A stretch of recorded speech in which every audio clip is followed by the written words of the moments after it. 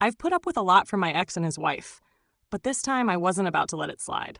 Hank and I dated for 4.5 years and had 2 kids together, now 8 and 6. We broke up when they were still babies, and within a month, he was back with his high school sweetheart, Michelle.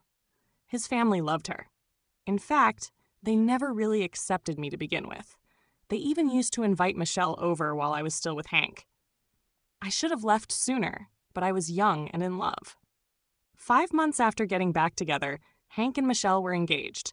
That's when they hit me with the most ridiculous request I'd ever heard. They wanted me to sign over my parental rights so Michelle could adopt my kids. Michelle told me straight up that nobody liked the fact that my kids were mine. She said they'd never be fully accepted into the family unless I was out of the picture. Hank backed her up, saying it would be better for the kids to have a real stable home. I refused, of course. No way in hell was I giving up my children. Unsurprisingly, my kids are treated as second class compared to Michelle and Hank's 2 younger children. For years, there was a blatant effort to alienate them from me. Hank even lost some parenting time because of it, but after some court-ordered therapy, the judge restored his 50-50 custody, claiming it was in the best interest of the children. Never mind the fact that my kids hate going over there. Michelle loves to rub things in my face. She'll send me pictures of family events where my kids are clearly being ignored. I've wanted to block her for years, but my lawyer advised against it. If my kids are left with her while Hank is at work, I need to be reachable in case of an emergency. And yes, she has sent medical updates before, so I can't risk missing something important. Then, last month, Hank told me he wanted to pause child support payments for 16 weeks because they were saving up for a Disney trip. For him, Michelle, and their 2 kids. My kids? Not invited.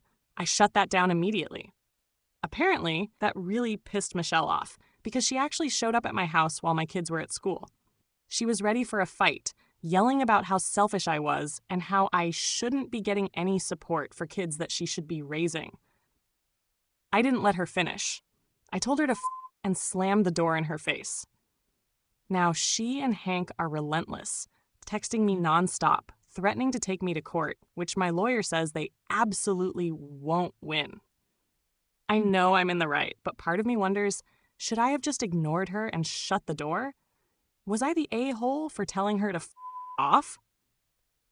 Family disputes over custody are never simple. Standing up for your kids is important, but when emotions run high, what's the right move? I want to hear your thoughts on this one. When the safety of a child is on the line, even long-standing family ties must be re-examined. This gut-wrenching story exposes the dark side of blended family dynamics and the lengths one parent will go to protect her child. I'm a 33-year-old mother to a 7-year-old boy. His father, my ex, is 35. Almost a year ago, I was granted full custody, and my ex was given only supervised visitation. The reason? The abuse my son suffered at the hands of his father's stepchildren, 2 kids aged 12 and 13. This wasn't an easy battle to win. It started 3 years ago when my son came home from a visit with bruises. That same day, my ex casually mentioned that he'd gotten married over the weekend. No prior conversation, no heads up, just, oh, by the way, I got married, and you need to pay half for the new clothes I bought our son because they got ruined. I didn't pay, of course, but I asked how they got ruined. He avoided answering. Later that evening, while giving my son a bath, I noticed the bruises. When I asked him what happened, he simply said, "The big kids did it." A few weeks later, my ex called, panicked, begging me to come over and calm our son down. Apparently, he was hysterical, inconsolable. When I got there, my son was still crying and begged to come home with me. My ex's new wife tried to brush it off, saying one of her kids had accidentally stepped on my son's foot and scared him. But in the background, I could hear one of the stepkids mocking him, calling him names, saying they just wanted to shut him up. Things only got worse. More bruises, more panic attacks, more refusal to go back. I confronted my ex, but he dismissed it, saying his stepkids were struggling with their mom remarrying and still grieving the loss of their dad from 4 years prior.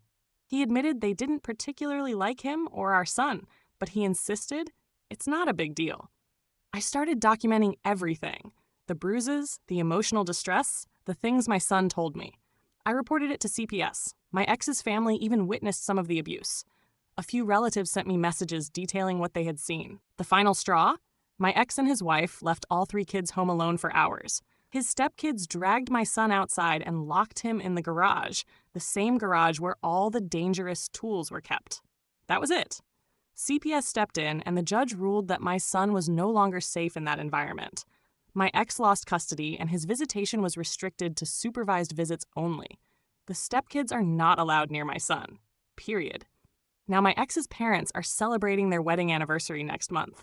They invited my son, but my ex, his wife, and their stepkids will all be there. I told them no. I even offered to let them celebrate with my son another time, just not at this event. They, along with my ex's older brother, are furious. They claim I'm being too strict, that I don't trust them to keep my son safe. But the thing is, I know they didn't keep him safe before. So, am I the a-hole for refusing to take that risk? This story cuts deep. When a child's well-being is on the line, protecting them sometimes means making hard decisions. What would you do if you were in this parent's shoes? When trust is broken and pain becomes too heavy to bear, sometimes the final act of defiance is simply walking away. This story of betrayal, abuse, and cold resolve cuts deep. I never thought my marriage would end like this. My wife and I had been together for 4 years, married for 2. 14 months ago, we had our first baby, and everything changed. She chose not to go back to work, and I became the sole provider, a responsibility I was more than willing to take on. But as the months passed, she became unrecognizable. She was constantly irritable, snapping at me over the smallest things. Everything I did was wrong, every decision a problem. She barely lifted a finger around the house, spending all day holding the baby and scrolling through her phone while I handled everything, working full-time, doing housework, and trying to keep us afloat. I tried to be patient. I tried to be understanding. I suggested therapy, support groups, anything that could help. But all I got in return was verbal abuse. I became her emotional punching bag, blamed for things I had no control over. And intimacy? Gone. Over a 1.5 years without so much as a genuine moment of affection. I wanted to leave. I hated my marriage. But I was scared. Scared of co-parenting. Scared of the backlash. Scared of breaking up my family. A small part of me held on to the hope that things would somehow get better. Then she made it easy for me. One night, she told me she was going out for drinks with friends. She came home at 4 a.m., wasted. As soon as she passed out, I checked her phone. And there it was, texts between her and some random guy, heavily implying they had spent the night in a hotel together. I wasn't even mad. I was relieved. That was my out. No more guilt, no more doubts. The first thing I did was take a paternity test. Thankfully, our baby is mine. The moment I had the results, I confronted her. I told her I knew she cheated and our marriage was over. She broke down. She sobbed, begged, pleaded for forgiveness. She threw out every excuse in the book. Postpartum depression, past trauma, alcohol. She promised to do anything to fix it. She said she didn't want to lose our family. I didn't care. I already hated our marriage. The cheating was just the final nail in the coffin. We still live together, but I've completely cut her off. She keeps begging me to reconsider, promising to change, swearing she'll do whatever it takes. But I have no interest in salvaging this mess. Am I the a-hole for refusing to give her another chance? A bitter end to a painful chapter. Sometimes the only way to heal is to walk away.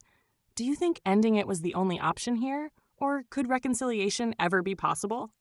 Let's discuss.